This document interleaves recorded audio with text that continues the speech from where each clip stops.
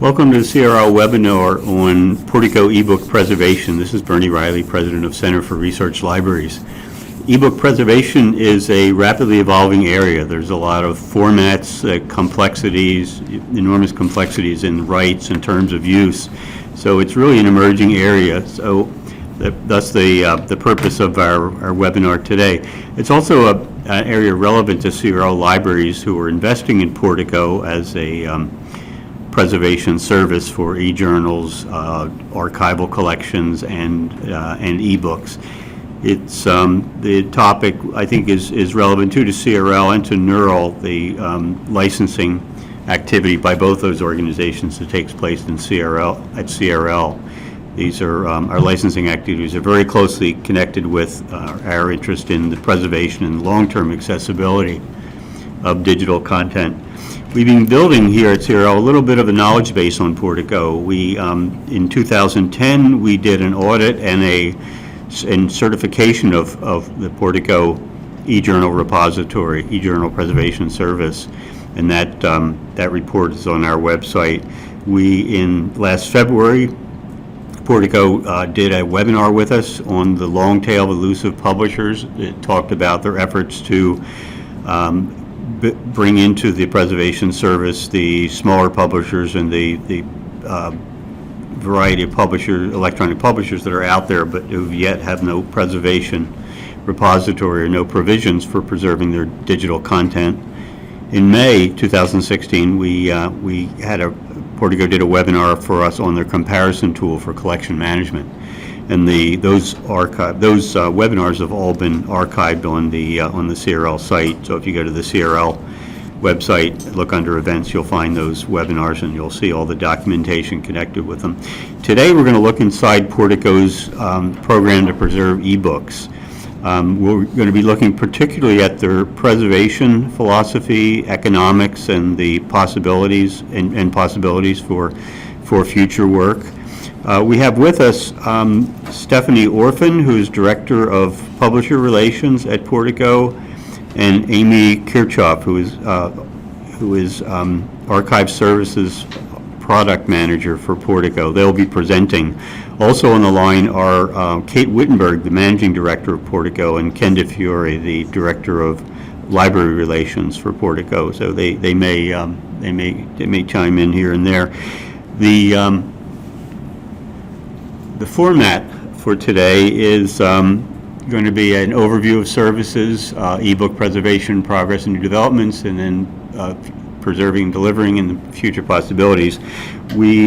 Stephanie and Amy will present. We'll also have time for questions and answers towards the end. So because of the number of people on this webinar, or attending the webinar, we have muted all of your microphones and all of your computers and phones so that we don't have so much background noise that would interfere or distort the presentations.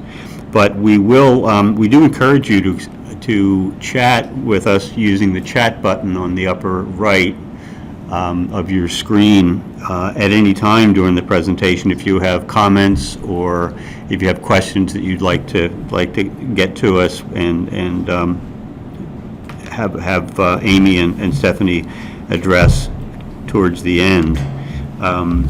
We are recording the presentations, and so the recordings and PowerPoints will be available on the CRL website, so you don't have to furiously take notes right now. At any rate, so I would like to introduce then Stephanie Orphan, Director of Publisher Relations at Portico. Stephanie? Yeah. Hi everybody, and thanks Bernie. Thanks everybody for coming. You can move to the next slide, Virginia. Thank you. So yeah, we're going to talk today a little bit about the lessons learned and future directions for Portico's ebook preservation service. Next slide. Most of you are already familiar with the fact that Portico is part of the Ithaca family, along with JSTOR, Ithaca S and Ithaca S and R. But wanted to bring this slide up again today because as of late last year, we have welcomed ArtStore to the Ithaca family. So they are also working with us here and helping us put our, advance the work of the organization. Next slide. Portico, many of you are more familiar with us from our EJournal preservation service, which is the flagship service. We started as a glimmer in JSTOR's eye back in 2002 when they launched their archiving initiative. And after a couple of years of working with the community and investigating the landscape of digital content and the need for preservation, Portico was launched in 2005, and we started with our EJournal preservation service. A few years after that, in 2008, we launched the ebook preservation service. On the publisher side, we signed the first publishers in 2008, and a few years later, in 2011, we diversified on the library participation side to add a separate service for libraries to support ebook preservation. Decollection is the third service, and we signed our first publisher there in 2009, which was Gale, who's been a very good partner with us. Shortly thereafter, Adam Matthew Digital signed in 2010, who also provides us with all of their digital collections. And 2 years ago, we signed EBSCO for their archive collections. The ebook and EJournal preservation services are modeled very similarly, and decollection is kind of on a model all of its own. In simple terms, the EJournal and ebook preservation services are both on a community model. They are both supported by the publishers and the library side. Both sides make financial contributions to Portico. Publishers are supplying their content.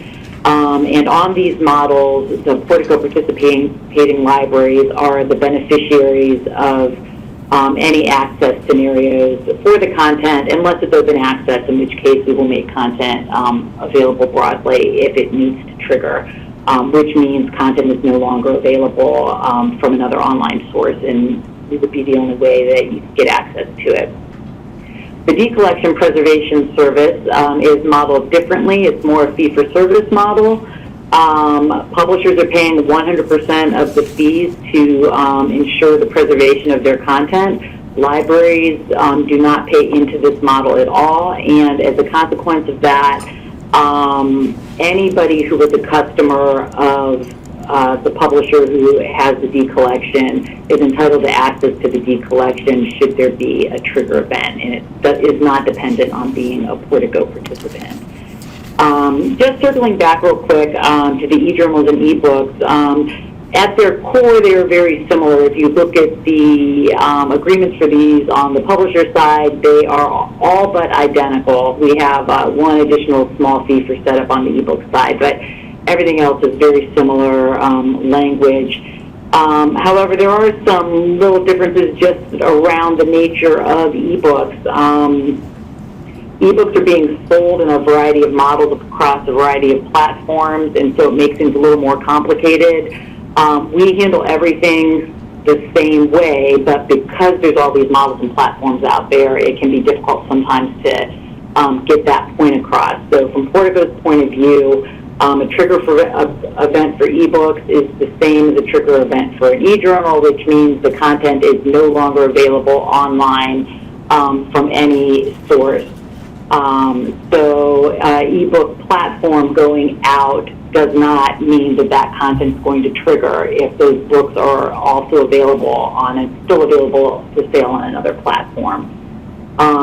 Another piece is we simplified to say post-cancellation access, which really applies mostly to journals, but the perpetual access piece, which is an optional thing that the publishers can sign on for, in the e-journal space basically means that publishers are saying if a library stops subscribing to content, they're entitled to that because they paid for the number of years they had paid for the subscription, and if they like, they can come to Portico and get that access. On the ebook side, it is more clearly delineated by whether your purchase or subscription of the ebook clearly entitles you to perpetual access. And in those cases where ebook publishers have signed the rider, you can come to Portico for access. So I just wanted to point out those little subtle differences. I mean, the underlying services are the same, but they do become a little bit more complex in the ebook space because of what's going on there in general. We can go to the next slide, Virginia. This slide just kind of speaks to the growth of ebook preservation at Portico over time and where we are today on a variety of fronts.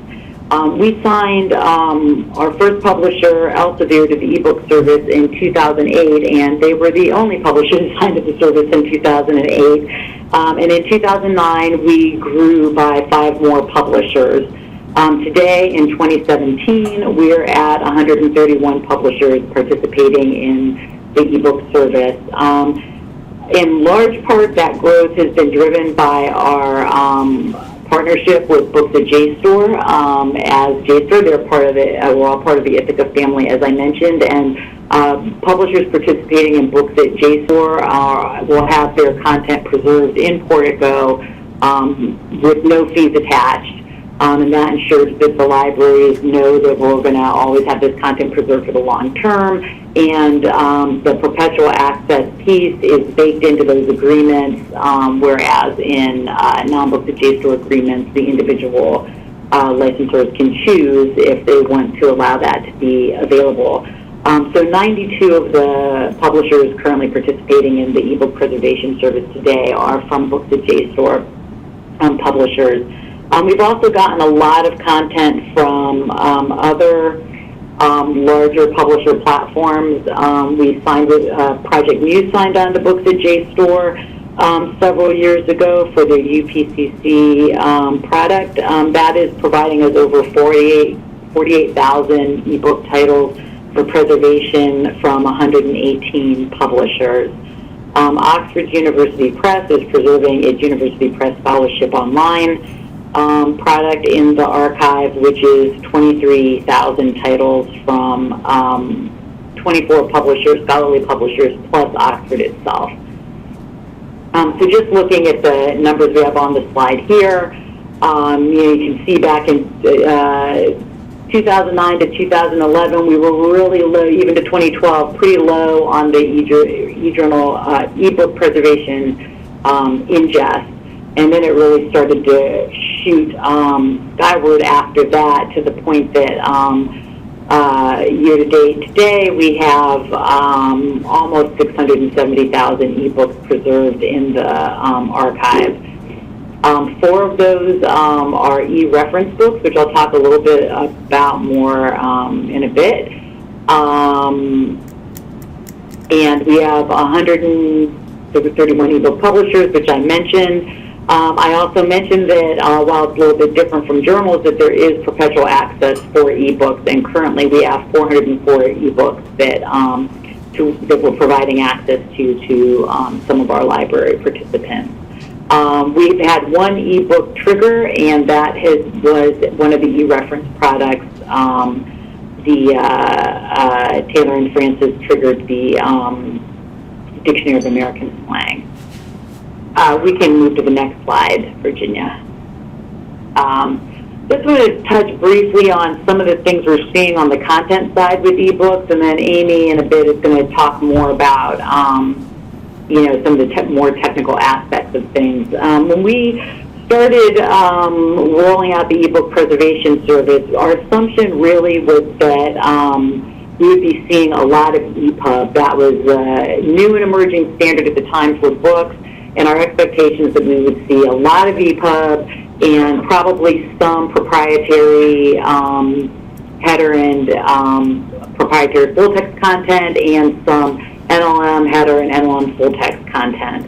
But really, we ended up not really seeing much EPUB at all. We're starting to see a little bit of EPUB come through now. A lot of that is on the journal side of things.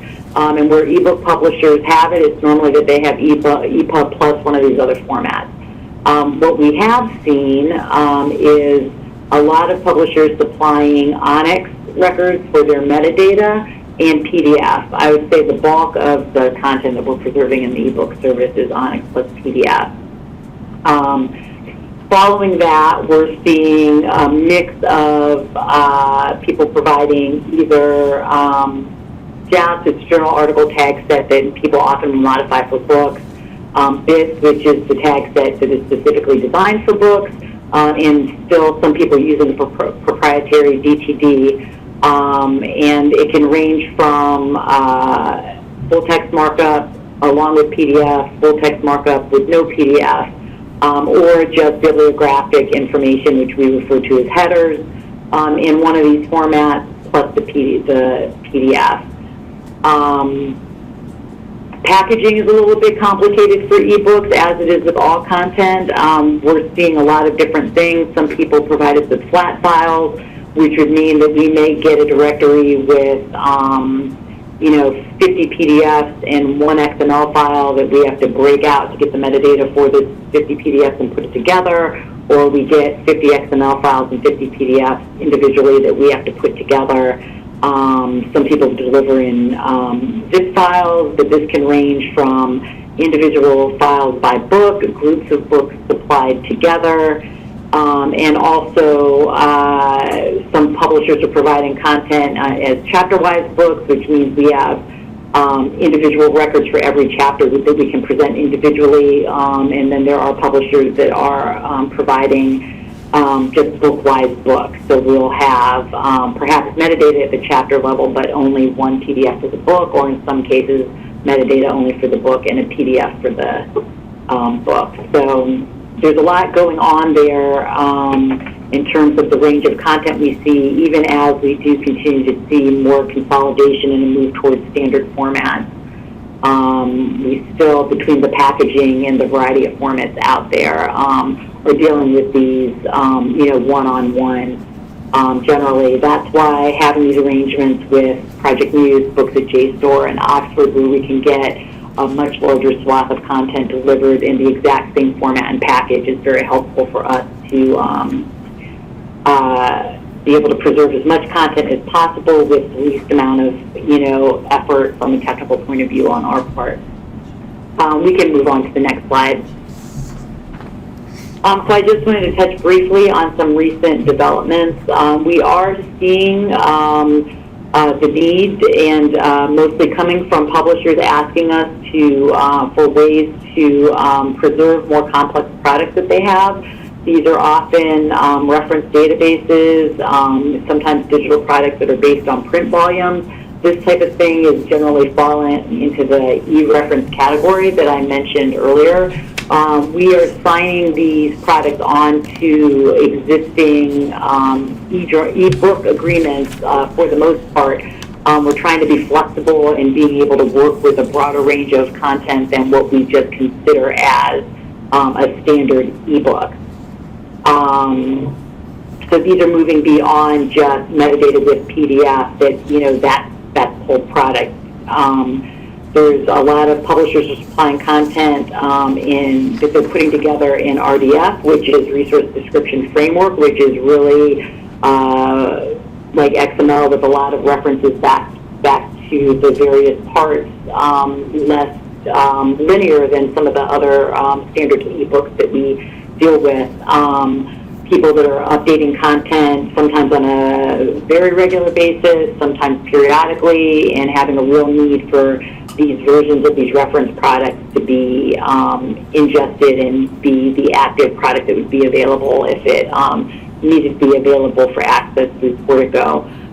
So on top of us trying to be as flexible as possible as we can in terms of trying to see if these content types can fit into the existing ebook service, we do have to look at does the model that we have in place for the ebooks meet all of these, and in what ways might we have to change that down the road to make it work for both the libraries and the publishers. Right now, what we have been able to do is assign a lot of these products to the standard ebook service, as I mentioned. Taylor and Francis, as I mentioned, had signed the new Partridge Dictionary of Slang and Unconventional English, and that is a title that we have triggered Oxford University Press has signed 7 of their reference titles onto Portico.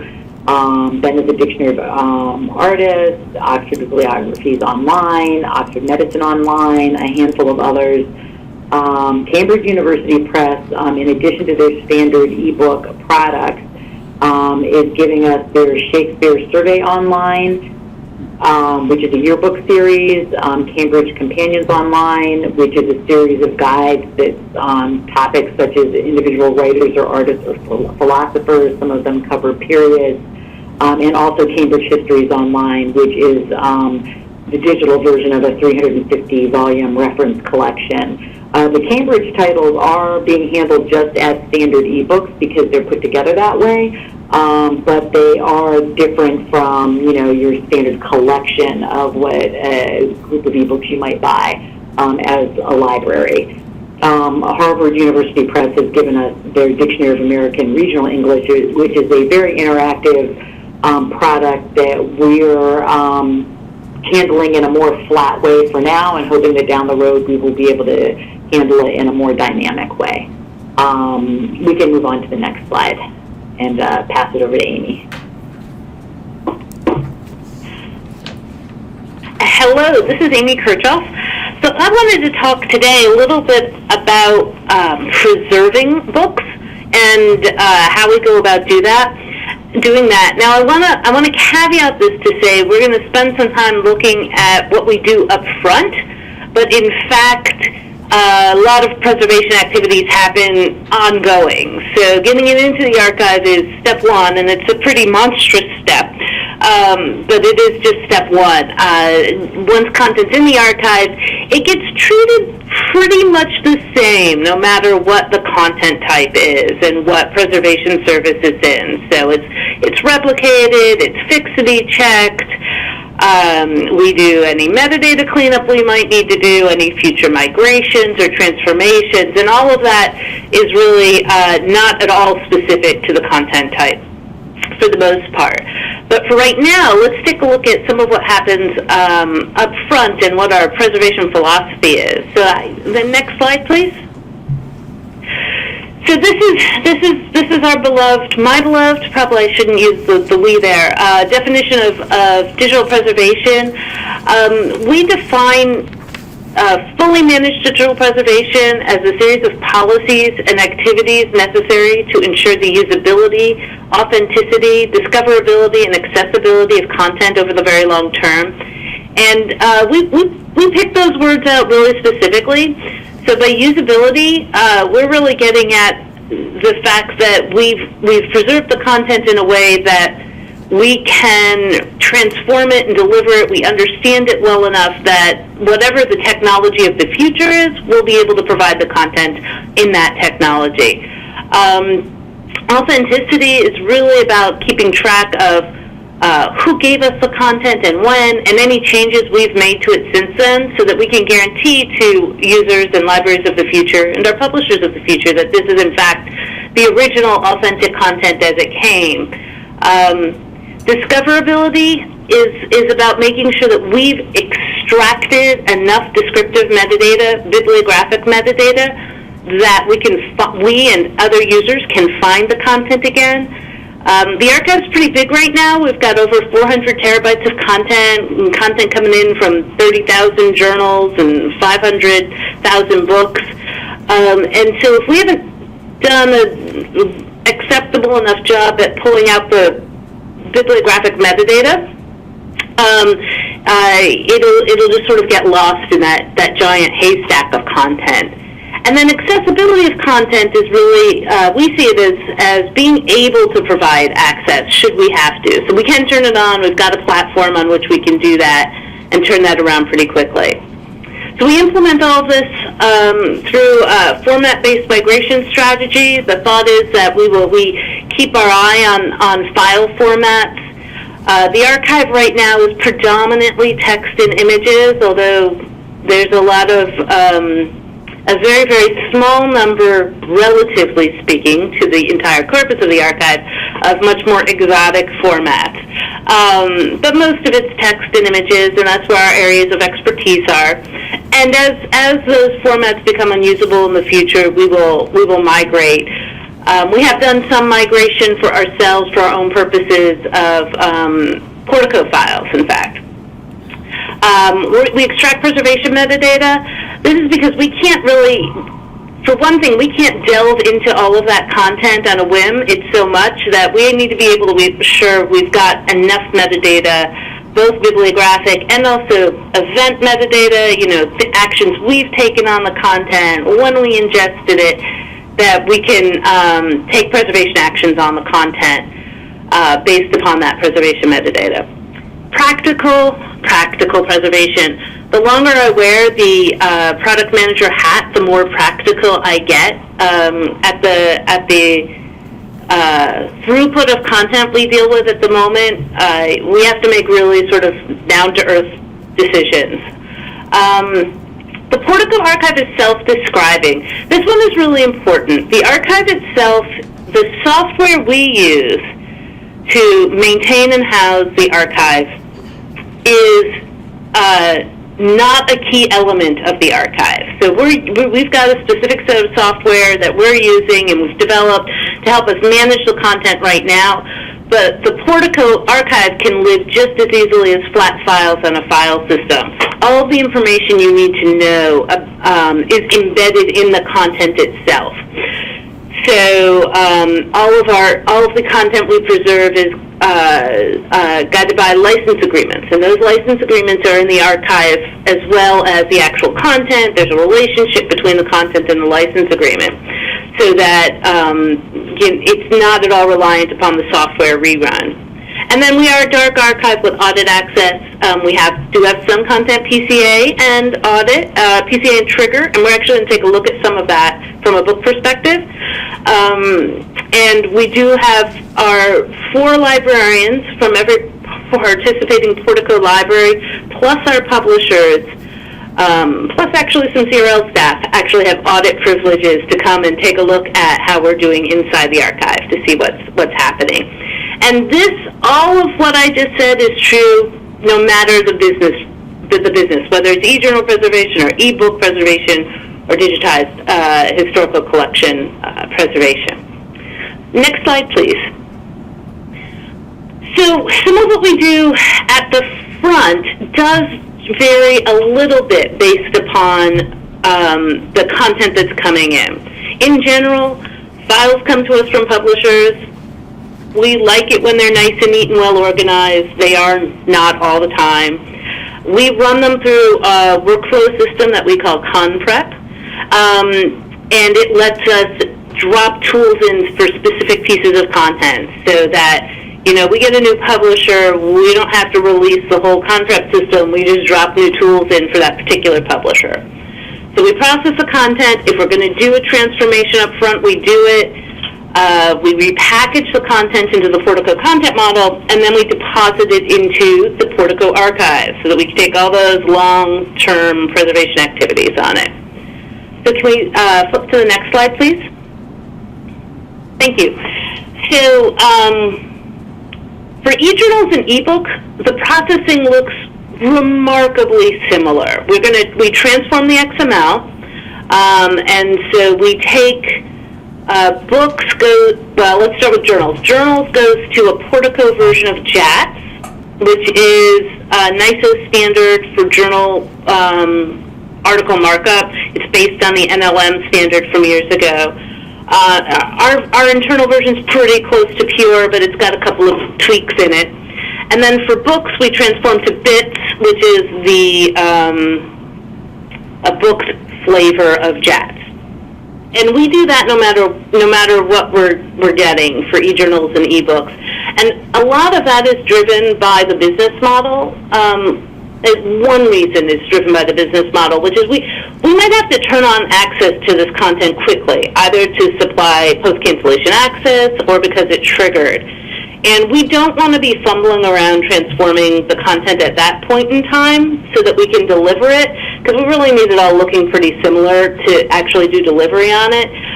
And sometimes it can get a little messy, the transformation process, and it can be complex, so it's best to do that up front. So we do that for EJournals and ebooks. We repackage the content in the archival the Portico model, extract descriptive metadata, and then do all our file format jazz to identify files, validate their formats if we have the tools to do so, and so on. And can we go to the next slide, please? So e-journals and e-books look tremendously alike. They're actually not very different at all on the processing end. They do differ from digitized historic collections, where for the most part we are not doing that initial transformation. Digitized collections vary quite a bit from journals and books in that we think it unlikely we would have to turn on access really fast. We know that we can deliver what we've got right now because we do it through our audit interface, so if we had to, we could. But in general, the content comes to us really clean, really well organized, and so it doesn't have a lot of that troublesomeness that pervades journals and books.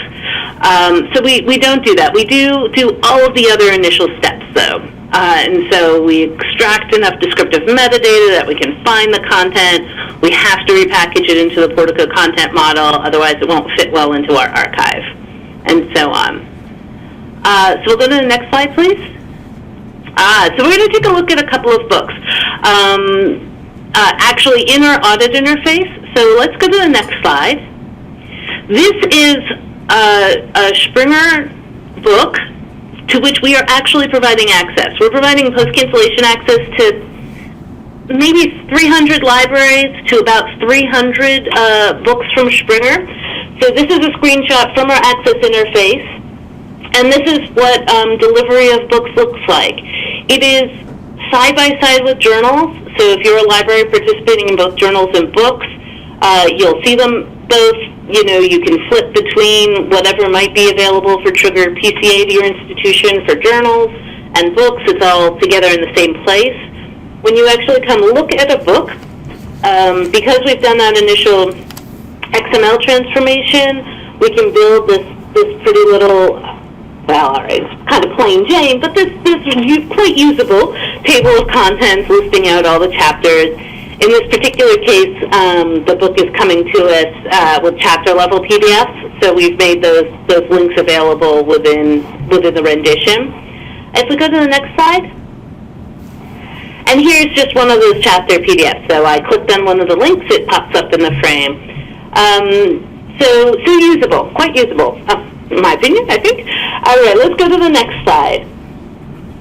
So this is interesting. Stephanie was talking about how we're starting to see more and more non-traditional content or content that doesn't look exactly like journals or books in the way that we expected. And so for some of that content, the e-reference, what we are calling an e-reference content type, makes a lot of sense. And so we have one book. This is a book that came to Portico through the Book Preservation Service that has triggered. So any library that participates in e-book preservation at Portico has access to this dictionary of slang. And what we've done, though, is on the back end, it's part of what we call e-reference. So you'll see that actually in the tab there. And that's referring to a content type, not a business model. Like I said, this happens to be a book. We're actually working with 2 digitized collections right now, which will fall under the digitized collections business model. But from a content perspective, we're going to put them into e-reference content because the content just makes a lot more sense in there. So if we go to the next slide, so we can see here, this is what you would expect the dictionary to be. It's got a lot of entries.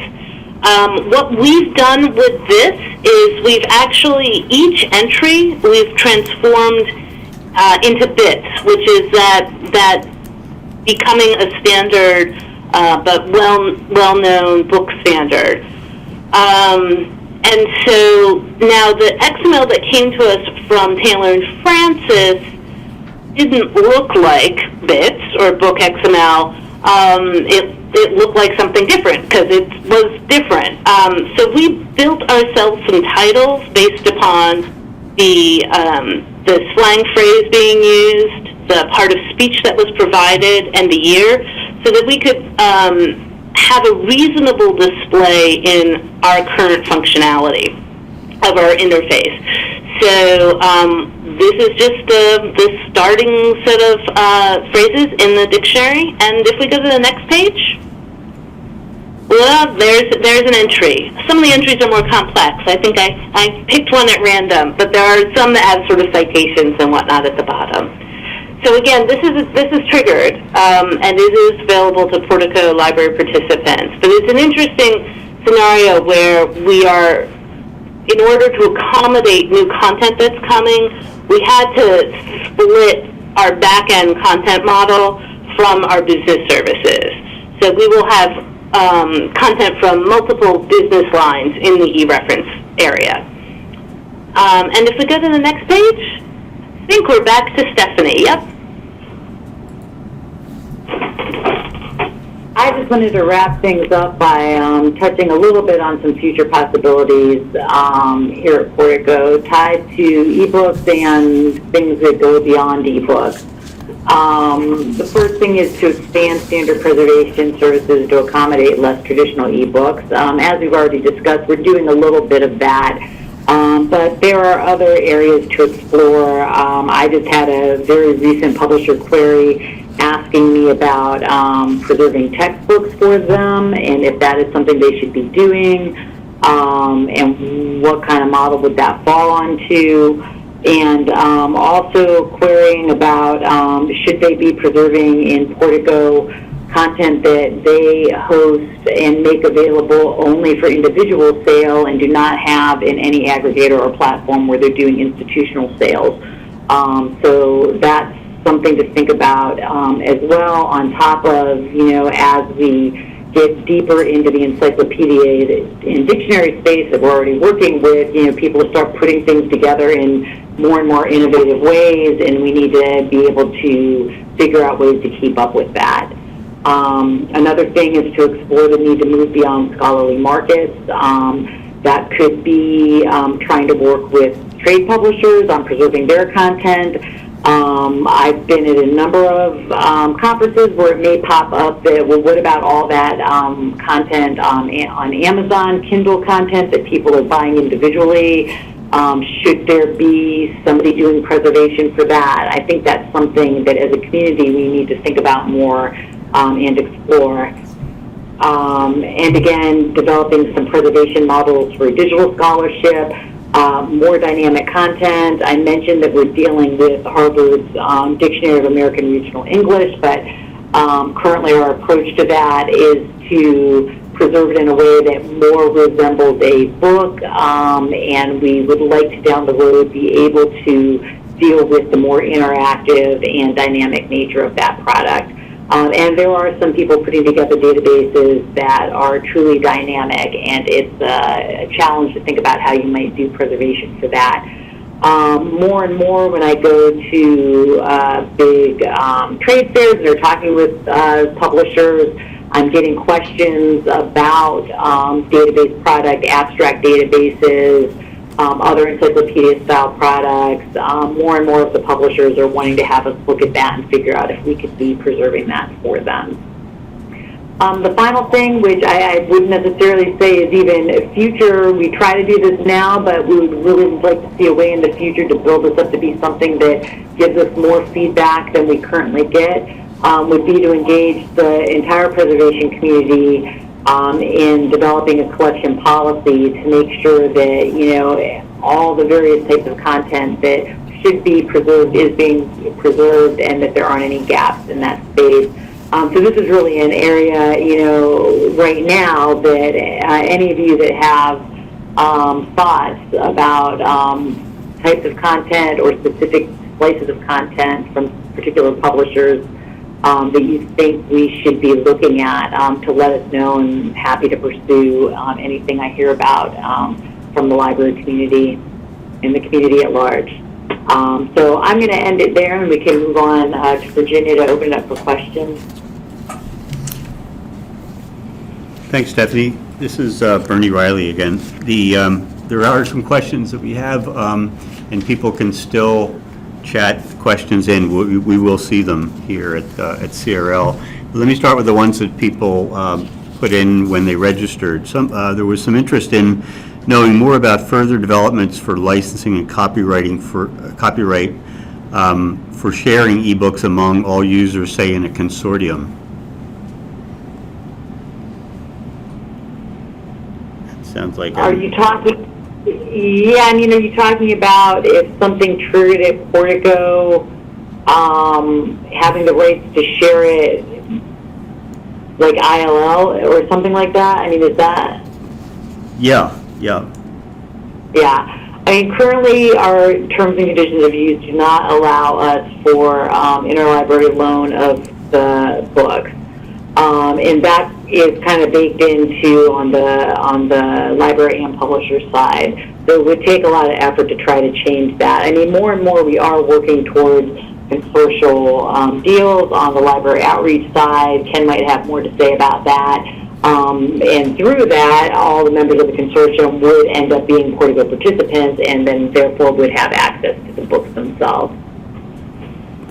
In a similar way as when a library is a participant in Portico for EJournal's preservation, that they would have access to all of the Portico content that was lit up or that was triggered, not just what they subscribed to originally. Right, for both journals and books, if you're a Portico participant, if we triggered it, you get it, and it doesn't matter if you ever worked with that publisher or that bought that particular item, you would get access to it. Good. There's another question about the post-cancellation access. Now, you mentioned that you were hosting or providing post-cancellation access for a fair number of books already, a fair number of ebooks already. That means that the people that canceled their access through the publisher are getting access to the book, not from the publisher's website anymore, but from Portico. Is that the way that works? Yes, and there's a couple of ways this can happen. I think some of the books we're providing the access to were for a publisher that does do actually subscriptions to the content, and it entitles them to perpetual access, and so it's very similar to doing an EJournal post-cancellation access. The set of Springer books Amy mentioned was a little bit of a special case because these books had been in a particular product or perhaps sold as individual ebooks, I can't recall, but they're part of one series or set of content.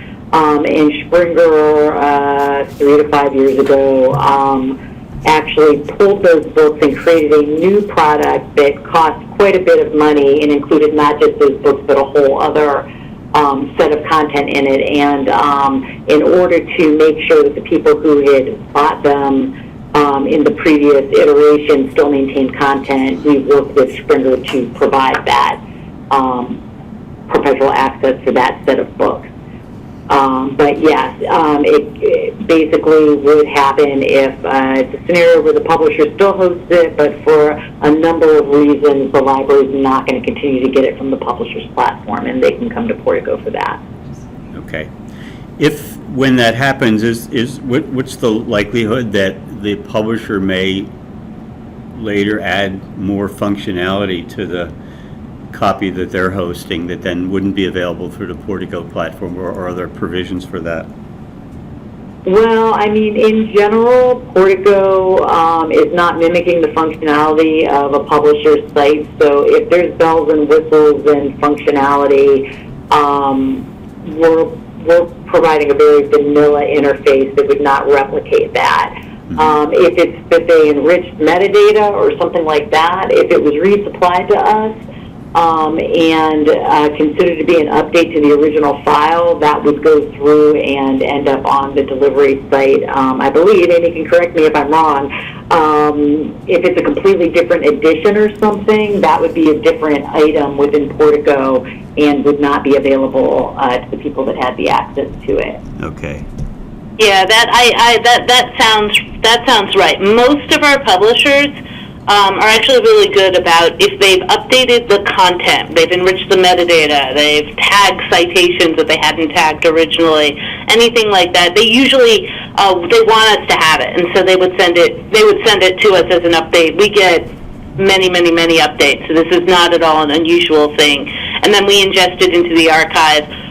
Assuming we can figure out, we've got some good identifiers that will help us figure out what the original article was, we will update that one. There are times when we don't have quite enough information, and so it might go in as a duplicate or a separate, in this case, book or article, if that were the case. But both we and the publisher want to get the update and ingest it as an update, so that the end user is getting the most recent copy. Okay, great, thanks. Another question, most of your content, somebody asked, most of your content seems to be PDF. How are you preserving those files since standard PDFs are dynamic files?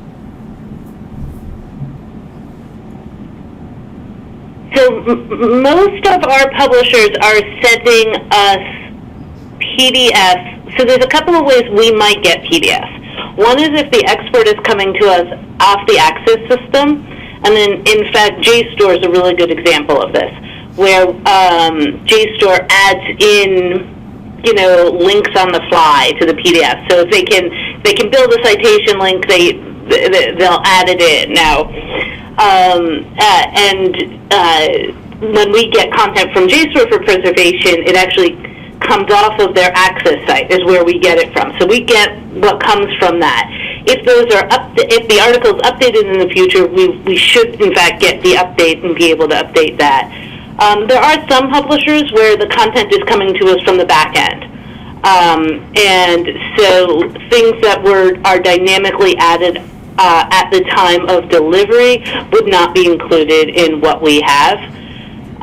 This is an area where right now Portico's focus is mostly on preservation. We provide some access, but it's really a small amount and a very, very small percentage of what we do. If that were to flip around in the future, something sort of unexpected were to happen and we ended up providing a whole lot of access, we would implement things on an Access side that someone whose focus was on delivery would do. We would actually probably leverage our colleagues at JSTOR to help make that happen. So at that point, if we started having to provide a lot of access, some major publisher went down. Not that that's likely to happen, but we had to provide access to all of that content. At that point, we would look at our costs and at delivery and re-implementing it to add more of that, okay, we have to implement these on-demand, add citation linking to your PDF thing, just like the original publisher would. But at this point in time, the amount of access we provide is really pretty minimal, and it's not a real good cost value for us to be doing that work at this point. Okay. There's a question about the preservation of Aggregator provided ebooks, that some libraries are acquiring or purchasing titles on Aggregator platforms like EBSCO ebooks, ProQuest, eBury, eBook Central, that are not included on those of the platforms. Those platforms are not, that material is not included in Portico. Is there any hope that these titles could be included at some point, or are there plans for that? Yes, actually, I had a note on this on when I was talking at the beginning about some of the publishers that bring in a large swath of content, and then I missed my note, but I'm glad for this question because I did want to mention that last year we did sign an agreement with EBSCO for their ebook aggregation, and we're in the process of coordinating the content delivery and scheduling in the work for that. So that is somebody that has been able to work through some of the complications, which primarily what has stopped aggregators from coming into Portico to begin already is that the rights that they have in place with publishers themselves did not necessarily include the right for them to include it in the third-party preservation service. So going back to renegotiate all of that is problematic for them. So EBSCO has sort of decided it was important enough that they were going to go back and do that. And so they were able to move forward with an agreement with us. I have ongoing conversations with most of the other large aggregators. The biggest sticking point does seem to be this rights issue. We've had talks with some about perhaps coming in partially only with people because some of the newer agreements, they are including it in preparation, but then there's a number, hundreds of older agreements that don't include the language. So there's been some talk about starting with partial content, but then I think they feel uncomfortable about that and want to wait till there's a time that they could come in full, and it just doesn't seem to get off the ground. But we don't have there's no real technical barrier or anything like that to working with them. It's primarily based on them feeling that they have the rights in place to be able to participate in a third-party preservation service. Are there technical barriers? You talked a little bit about the Nook and Kindle, the proprietary platforms for ebooks. Are those particularly technically challenging, or is that kind of a rights question there? So our publishers, our agreement with the publishers actually requires that they can't send us DRM content. We won't preserve it. So there's no software or rights built into any of the files we are preserving. In terms of actual sort of preserving content in general, in fact, content that is, say, delivered to a device to be rendered on the device, it is not content we would have a problem with because it's already meeting a really strict specification, and it's more important that they meet that for making sure that their users can read the content than it is to get us good content when it's up another way. So we actually anticipate that just from a processing point of view, that content won't be particularly difficult at all. And we won't preserve anything with DRM in it. Mm-hmm. Okay. All right. Another question. We have somebody asked, what are your plans for EPUB files? Yeah, so we suspect that when we start getting EPUB files that we won't transform them because it is already a standard. So we would preserve them as EPUB and deliver them as EPUB. That is what our working theory is. When we start to get more of this content, we will reassess and decide if we want to do anything. It seems unlikely to me that we would want to transform it to bits. Whether or not we needed a straight-up HTML rendition preserved with it, or whether we just preserve the EPUB, and then if we wanted to render to, say, a web browser, would we do that on the fly? That's something we'd have to wrestle with at the time. But because it's coming in as a standard, we don't think we would do much to it initially. But we're not getting much, if any, of it right now. So that's a working theory rather than there's no proof in the pudding yet. Do you expect to get much more? Are you pursuing any publishers that where EPUB is their standard? I've definitely got a couple that they have EPUB plus regular XML plus PDF. I don't think I've been talking to anybody lately that's only doing EPUB. Mm-hmm. All right.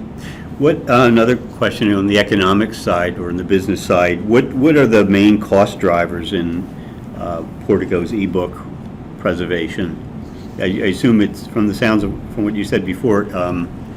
It seems that the complexity of the content and the amount of content are big drivers.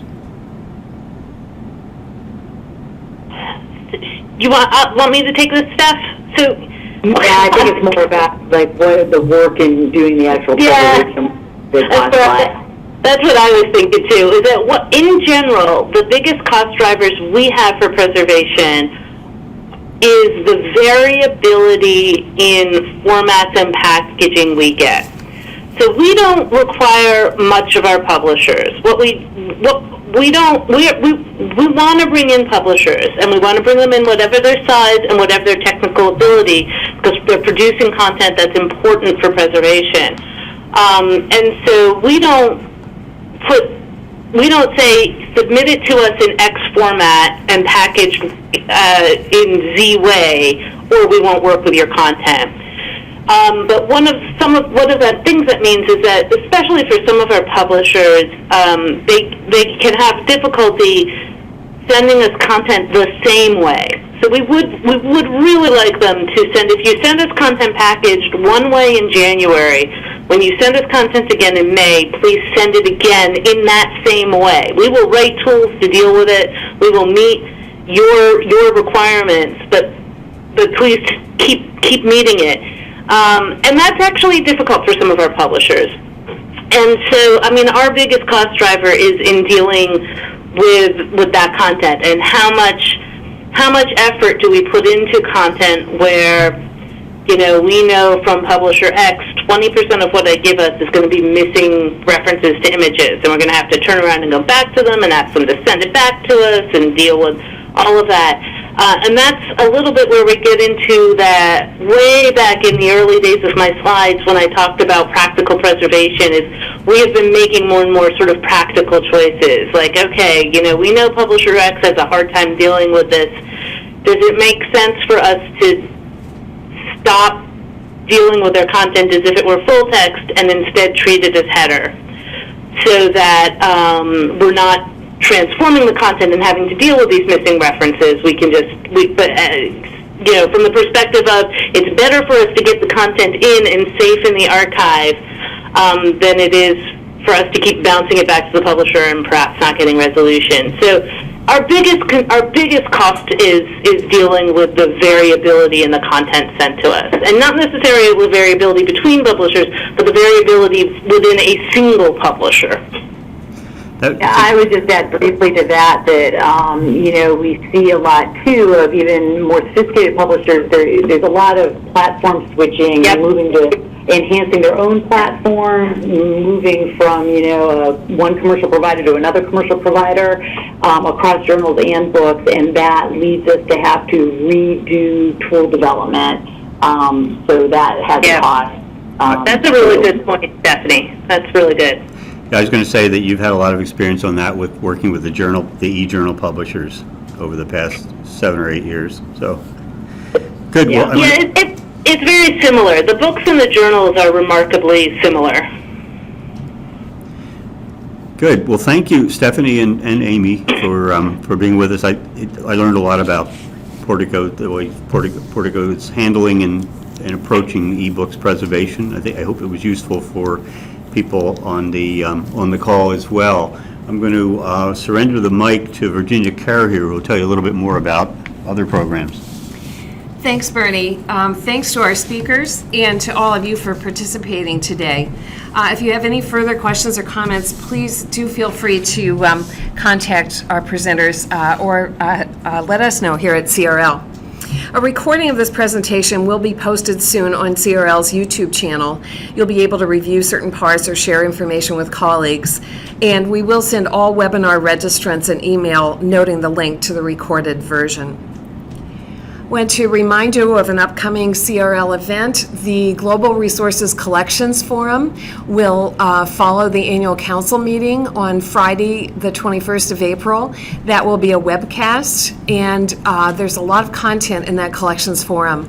The first part on licensing global data, both parts will be looking at shaping CRL's agenda for the future. We'll be revisiting some of the issues that came up from our eDesiderata forum in the fall, seeing how we can address some of the challenges of licensing big data. And then in the second part of that 2.5-hour program, we'll be talking about future plans for digitizing CRL collections, enlarging the input from member institutions. And registration is still open for that event. So I just want to remind you, you can look at our website for more information on CRL programming. And of course, you can get updates by subscribing to CRL Connect. We also have a new Connect Scholars Edition issued twice a year, which we hope you will share with faculty and scholars at your institutions. Information on CRL acquisitions and digitization activities, which we hope they may find of interest. You can follow us on Facebook and Twitter. I mentioned already the YouTube channel where we have our recordings. And finally, as you log out today, you'll find a brief survey. We really encourage you to fill that out. Your feedback is very important for future CRL programming. Thank you very much and have a good day.